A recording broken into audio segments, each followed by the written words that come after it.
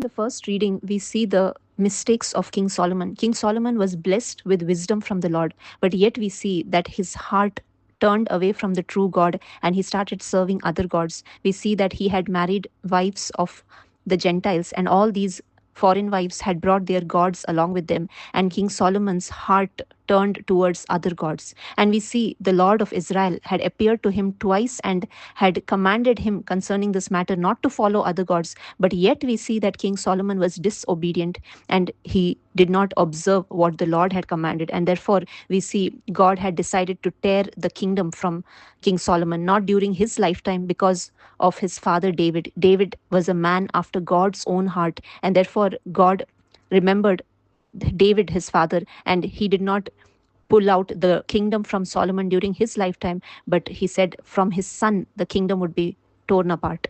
And we see, even though King Solomon was God's own chosen people, yet we see he fell away from the true faith.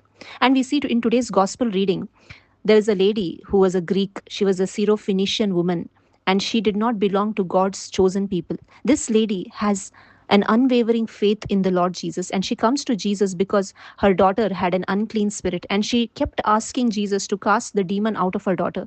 And Jesus told, "Let the children be fed first, for it is not good to take the children's bread and throw it to the dogs." He meant that he had come for the lost sheep of Israel, not for the Gentiles. But this lady, she took the place of humility, she took the place of humbleness and that unwavering faith, and she said, "Lord, even if the dogs under the table feed on the children's crumbs." And we see Jesus was amazed at this kind of a faith, and he said, "Because of this answer of yours, the demon has gone out of your daughter." We see that Jesus was truly satisfied with what came out of her heart. She had an unwavering faith in the Lord Jesus, and she took that position of humbleness and humility, and she knew that God would save her. And today, my dear friends, we also need to be like this lady. We need to come in that humility and humbleness in front of the Lord, giving our whole heart, mind, and soul to the Lord, not having a divided heart, but having a heart full of faith and trust in the true God.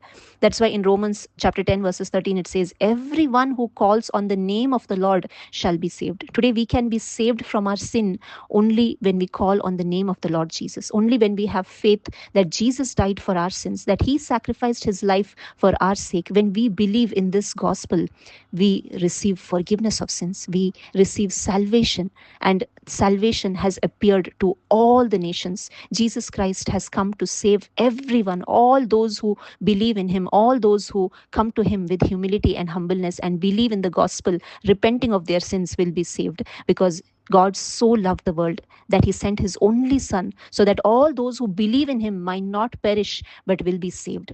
And God wants all of us to attain salvation, eternal life. And this is the will of God for all of us. Thank you. God bless you.